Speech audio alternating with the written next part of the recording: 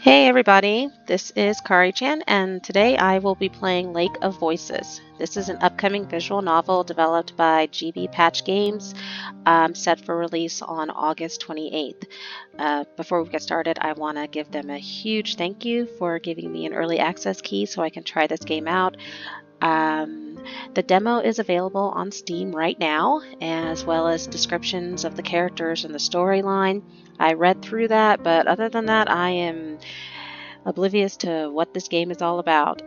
So I'm kind of, a fish out of water, just like everybody else. But I'm really excited. It looked like a really interesting story, so I really want to see, how this all plays out. Um, so for now, I'm giving the letter a break, and we're going to focus on this, and hopefully I can get it done before the release date. But if not, I'll keep going until I get to the very end, and I hope you all stick around. So without further ado, let's get started. Okay, choices. You'll need to make various decisions throughout Lake of Voices. Here are a few details to keep in mind. Okay, so I'm assuming this is just based on, yeah, it's like an adventure story, like any other visual novel. Depending on what you choose, determines how things go, whether you live or die. Okay, so, I think I got it. I hopefully don't have to read through this. I kind of don't want to. So let's just get into the thick of it. Yeah, got it. Let's go. Oh, right into it. All right. My grip on my lantern tightens as the fog around us thickens. While the forests in this area are relatively safe compared to Sinlos, I can't help but feel my hair stand on end the further we get. My free hand fingers the hilt of my sword, something akin to a nervous reflex. Have you seen it before? Bamel breaks the silence, either sensing my unease or assuaging his own. I hope it's the latter. I haven't. I've had no reason to go near this cursed lake until now. What have you? Bamel scratches his chin casually, as though I asked what his favorite food is. I traveled the long way around it once before. Not so pleasant. Something about it just frays your nerves. Although, even being near it is enough. So I'm not the only one who feels it.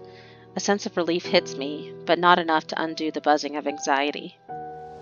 The lake, Sinlos. Most try their best to avoid it at all their lives.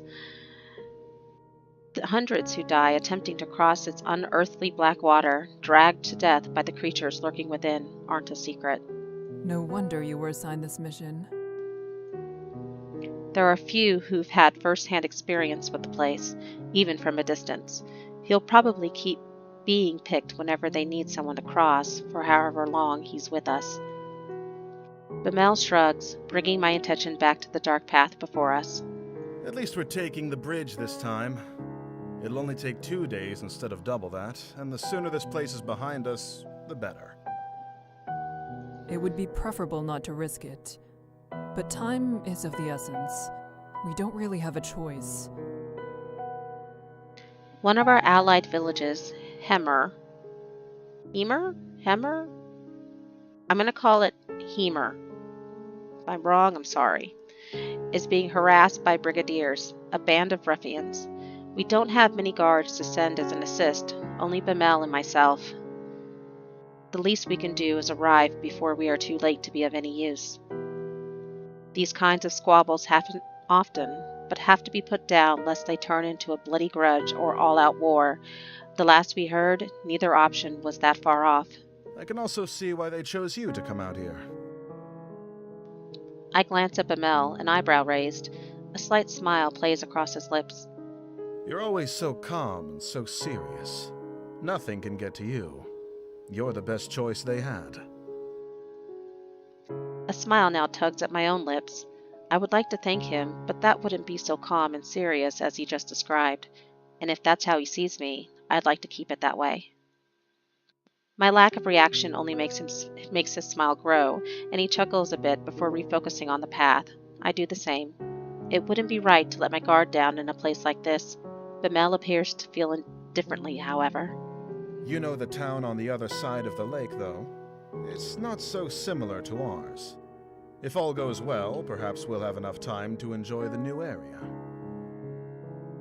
For the most part, I ignore him, nodding when applicable. Bemel's a talkative sort, and if chatting helps keep his worries down and his sword hand ready, I have no complaints. After a time, the thick fog surrounding us begins to clear. A slick wooden dock comes into view, and with it the sounds of water gently lapping at its sides. Bemel shifts beside me, stretching his lantern arm as far as it will go. He seems tense. Someone's already here. Oh boy. A young woman stands by the dock, eyeing us warily. Does she intend to cross tonight? Evidently, she has the same question. As we step up next to her, it's clear she isn't simply passing by. She's waiting. The stranger nods curtly to us. Margaret. Kika the Steadfast. Bamile. Hello? Wow, I totally butchered your name. I am so sorry, dude. I will get it right from now on. Bemile? Okay. There's a stuffy silence. Margaret turns her gaze out across the lake, expression unclear. With not much to say, Bemile and I do the same. From there, the black surface of the lake looks disarmingly calm. Wind rushes across its surface, a sound like whispering. Though perhaps it actually is whispering. I concentrate, trying to place the difference, searching for breaks in rhythm. After a few seconds, I feel foolish. It doesn't matter what the noise is. Whether I hear them or not, we're not alone. The Nixie are out there. Nixie? I hope I got that right.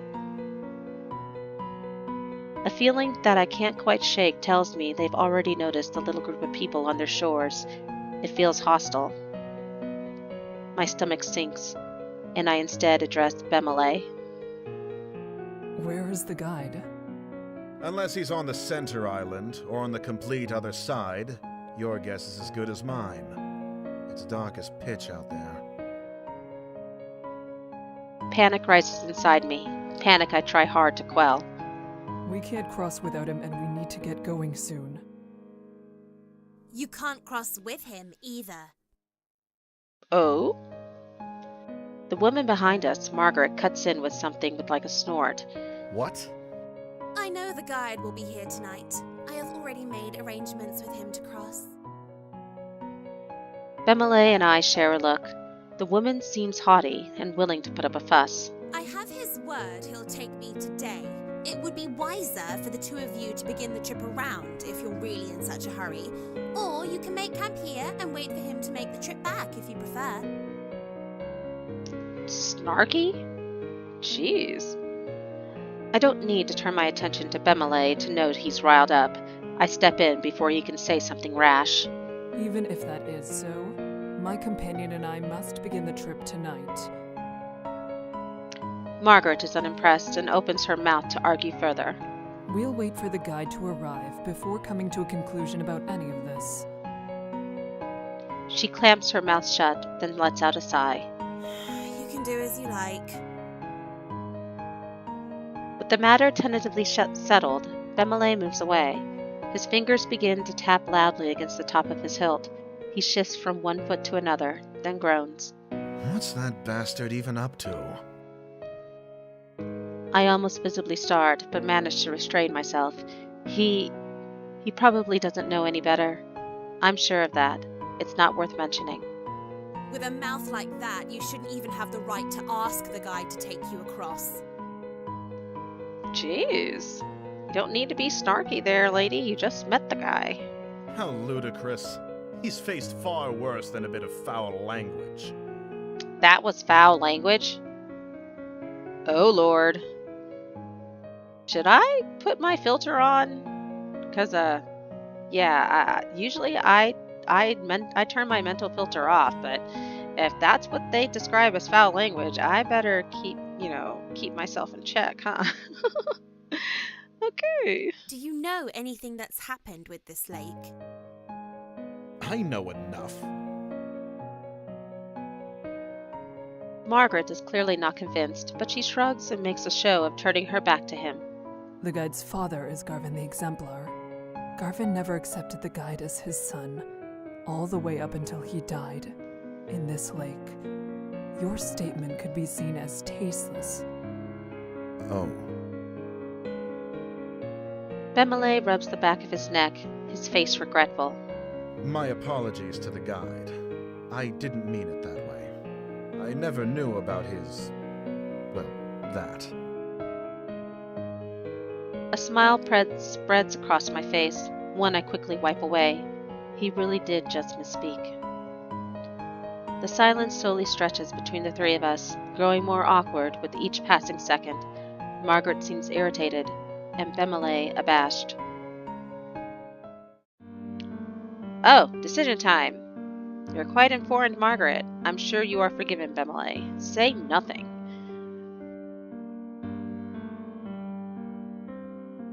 Well, I really wouldn't know what to say. I mean, I don't think there's a time to say anything. He apologized. And I'm not the guard, and guide, sorry. I'm not the guide, and the guide didn't hear him, so why would I apologize? And I'm gonna just keep my mouth shut. We each remain locked inside our own thoughts. Not another word passes between us. Okay. Eventually, a small light appears on the bridge ahead, gently swaying through the foggy air. It gets closer and closer until it becomes apparent it's a figure carrying a lantern. That must be the guide, although I can't shake the ghostly aura it gives off. The figure steps onto the shore, but we wait for him to approach us instead of going to meet him. None of us are sure how close to the waters we can get before it is no longer safe. He stops in front of us and simply stares. Are you the guide of Sinlos? Yay, I got that word right. The man nods. He has a sharp face and weary eyes. Well, that's grand. We would like an escort across the lake. Bemele motions to the two of us, and Margaret approaches, a strained smile on her face. Hello, it's good to see you again. I'm ready to cross, as we've agreed upon. The guide turns to face her as well, face remaining unchanged. It must not be a lie. He would have had to say something otherwise. She really does have preference to travel with him. That's a problem. Is there a way we can all begin the trip tonight? Yes, I will allow all three of you to go. But with that many, at least one will die before we reach the other side. Good lord. At least I know he's not a mute, but was that a little foreboding? Oh crap. I suck at those kind of decisions. Lady, don't piss me off any further. I furrow my brow. It's a disturbing addendum, and one offered with little emotion attached. Bemele glares back, asking without asking what we're supposed to do with such circumstances. You should go around. Okay. The sentence hangs in the air, the second half unspoken. If you want to live. We don't have time for that. There are people counting on us for protection. Why does she need to go? Oh dear. He jerks a finger at Margaret, whose face contorts with anger. I don't need to explain myself to you. My journey has already been put off once, and I was promised I could go today. I will be going under any circumstances. Okay, before we go any further, let me lower the music volume, because that's kind of bugging me a little bit. I mean, it's beautiful. The music right now with the piano is just so moving and really does kind of set the tone for the story in kind of an ethereal, mystical kind of way. But I feel like, especially with the hard chords, it kind of drowns out the voice a little bit. So I'm just going to turn this down just a tad. Okay, there we go. Return! She meets Bemele's eyes with a gaze of steel. He starts to speak, and she cuts in. An extra day or two shouldn't be that much of a problem for you. Whoever you're meeting can surely wait such a tiny amount longer. Patience is a virtue, after all. The night is only so long, and if we're still on the bridges when the sun comes up, we'll all die as they sink back below the surface. If you don't decide soon, no one will be going. The guide is dispassionate, stoic. I would almost feel something's wrong with him if I didn't share the trait myself. Bemele pulls me to the side, jaw clenched tight. That woman isn't armed. His voice is low. He darts a glance at Margaret. We can easily get her to back off if we make this into an actual fight. After all, we have to go tonight, yes? If one of us really is to die, it'll be her. Would staying be a worse fate than her death? Dude. I mean, I know she's snarky, but really? I stare at the dock, refusing to meet Bemele's eyes, and try to keep my voice as level as possible. Yeah. We don't know her situation.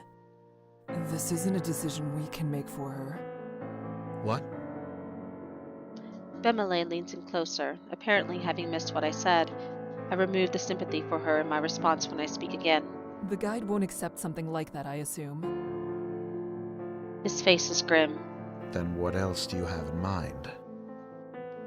First of all, you and I cannot split up. Either we both stay, or we both go. Right. That's not a question. Okay. I cross my arms, a hand on my chin. I have full confidence in my abilities and in Bemele's, but there's no reason not to believe the guide knows exactly what he's talking about. If we go, he might not be able to give the group the attention we deserve. That would mean we truly would be putting Margaret's life at risk on top of our own. Oh, this is a timed one. I believe we should go. I say nothing. The guide approaches Bemele and me before I have time to sort out my thoughts. Shit! I think I made the wrong choice. Too late now. You will stay. Well, there went that. What? You would have already decided to come if you had the proper mindset for a journey such as this. You two will stay. Shit, did I screw up?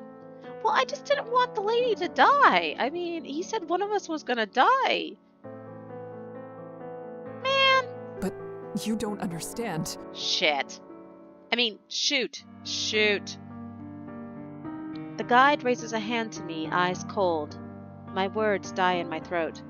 If he decides we aren't fit to cross, how could we persuade him otherwise? This is bullshit! We are more than equipped to make this journey, and we know more of what it means to be in danger than most will know in all their life. Oh, filter is off, y'all. Excited. You two will stay. He ain't flinching though, buddy, so, yeah, and he's the one that's got the boat. I mean, well, how are you gonna make him tell you otherwise? Bemele's muscles tense, and I put a hand on his arm.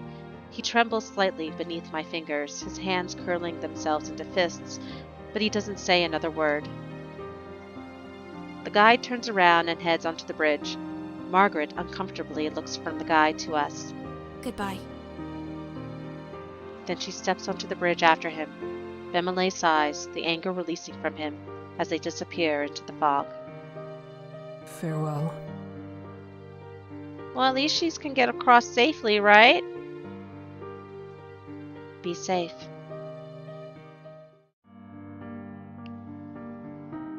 We reached Hemer safely, though it took much longer than we would have liked.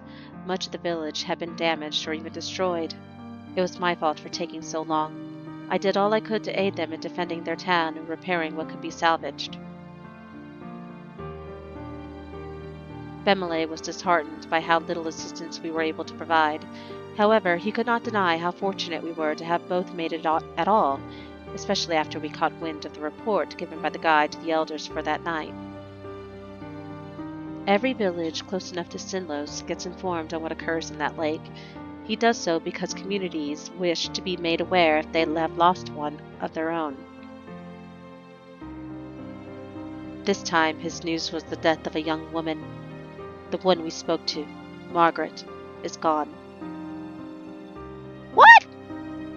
Well, fuck me.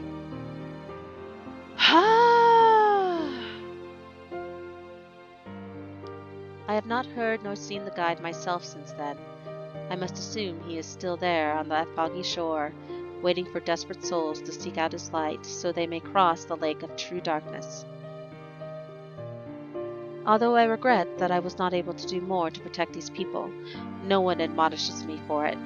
They seem sure that I did everything possible. I hope that is true, even if I cannot bring myself to believe it. Soon Bemele and I will return home, and we will once again take the long way around. My one piece in all of this is that Sinlos will be far behind me in a matter of days. I intend to keep it there.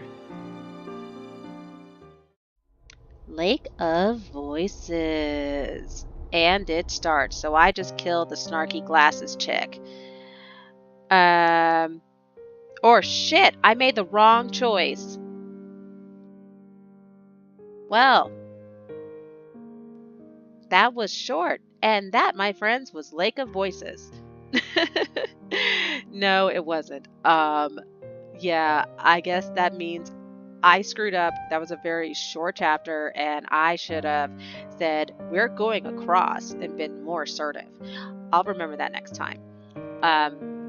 But I'm going to stop here for now, and we'll definitely start again, and I'll probably, when the next tape, I'll just go, I'll go through it, and then I'll start it at the point where I'm supposed to make that choice. So that way you guys don't have to watch all the beginning. Alright, so this is part 1. I hope you're all along for the ride. It sounds like an interesting story, really. More medieval, kind of, fantasy. So I wonder what those creatures look like. I'm kind of curious about the guide. I think there's more to him than meets the eye. And I really think there's more to Margaret, too. It's just, unfortunately, the first clip, I couldn't really see much of that. But that's it for me. Hope you guys enjoyed, and I'll see you all next time. Bye-bye.